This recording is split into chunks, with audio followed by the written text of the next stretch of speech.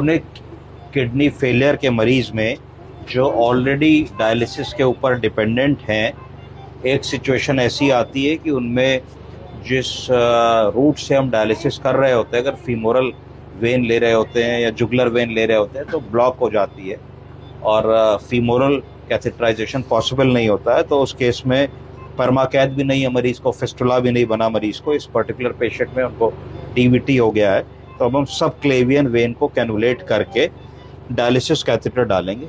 हमको पता ही होगा, मैं बता दूं कि डायलिसिस कैथेटर क्यों डिफरेंट होता है सेंट्रल लाइन से। सेंट्रल लाइन जो सीवीपी लाइन होती है वो 1 पोर्ट, 2 पोर्ट, 3 पोर्ट और 4 पोर्ट की आती है। जो डायलिसिस कैथेटर होता है ये काफ़ी थिक होता है, काफ़ी मोटा होता है सेंट्रल लाइन के मुकाबले, और ये इसलिए मोटा होता है जिससे एक अच्छा ब्लड का फ्लो हमको मिल सके, और अच्छा फ्लो ब्लड का मिल सके ये फ्लो लेकर के हम डायलिसिस मशीन में भेजते हैं, और डायलिसिस मशीन में डायलाइज होकर के फिर इस पोर्ट से खून साफ होकर के वापस आ जाता है। तो ये डायलिसिस कैथेटर है। इसको अभी कैसे डालना है हम लोग इसको देखेंगे। तो हम लोग पहले लोकल मरीज को दे देंगे जिससे उसका पेन जो है वो ना हो उसको प्रोसीजर में। तो हमने ज़ाइलोकेन और एड्रेनालिन लिया क्योंकि हम सब क्लेवियन रूट इस्तेमाल करने वाले हैं। तो हमने अपने लैंडमार्क को मानते हुए मरीज को ज़ाइलोकेन और एड्रेनालिन इंजेक्ट कर दी जिससे कि पेन पेशेंट को हमारे ना हो। तब तक हमने बाकी इंतजाम किया। ये हमारी इंट्रोड्यूसर निडल है, हमने इंट्रोड्यूसर निडल तैयार की। इसमें हमेशा ये देखना है कि जब हम इंट्रोड्यूसर निडल डाल रहे हैं तो बेवल जो नोक होती है, बेवल, इसको हम लोगों को बेवल को ऊपर रखना चाहिए। जो छेद वाला हिस्सा है ऊपर रहना चाहिए, उसको बेवल कहते हैं। इसको एक बार पुश करके देख लेना चाहिए कि फ्री फ्लोइंग है, चल रहा है कि नहीं, गाइड वायर हमारा रेडी है कि नहीं, क्योंकि गाइड वायर को इसके अंदर से जाना है। जब गाइड वायर हम इसके अंदर से डालते हैं तो देखिए यहाँ से निकलता है, इस बेवल से ये निकल आता है, ये निकल आता है। तो यही जब हम वेसल को कैनुलेट कर लेंगे सब क्लेवियन वेन को, तो सब क्लेवियन वेन के अंदर गाइड वायर चला जाएगा और फिर गाइड वायर के ऊपर हम लोग अपना डायलिसिस कैथेटर चढ़ा देंगे। तो अब हमें अपने लैंडमार्क्स के ऊपर जाके, हाथ थोड़ा खींच रही हैं ये, लैंडमार्क्स के ऊपर जाके हम लोगों को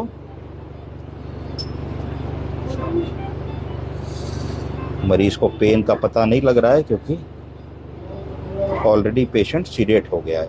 ये हमने देखा कि सिंगल प्रिक पे हम लोगों की वेसल कैनुलेट हो गई, और वेसल कैनुलेट होने के बाद जैसे मैंने आपको दिखाया था, हम लोगों ने अपना गाइड वायर छोड़ दिया अंदर।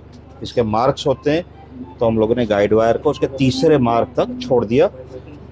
उसके बाद हम लोगों ने अपनी जो इंट्रोड्यूसर निडल थी इसको निकाल लिया, निकाल के अलग रख लिया जिससे ये हमें लग ना जाए। ये मोटा डायलेटर होता है, इसमें 2 साइज़ का डायलेटर होता है। ये पतला है, इसके बाद इससे मोटा डायलेटर है। तो हमने अपनी गाइड वायर के ऊपर इस डायलेटर को चढ़ाया। इस डायलेटर को चढ़ाते समय हमको ये ध्यान रखना है कि ये जो गाइड वायर है ये अंदर ना चला जाए, और धीरे धीरे बरो की तरीके से आगे पीछे और घुमा के हमें जैसे चूहा सुरंग बनाता है वैसे एक बरो बना लेनी है। अपने रास्ते को स्किन, टिश्यू, फेशिया, मसल से पार करते हुए वेसल के अंदर तक एक रास्ता बना लिया। ये डायलेटर हमने निकाला। अब हम मोटे डायलेटर पे आ गए।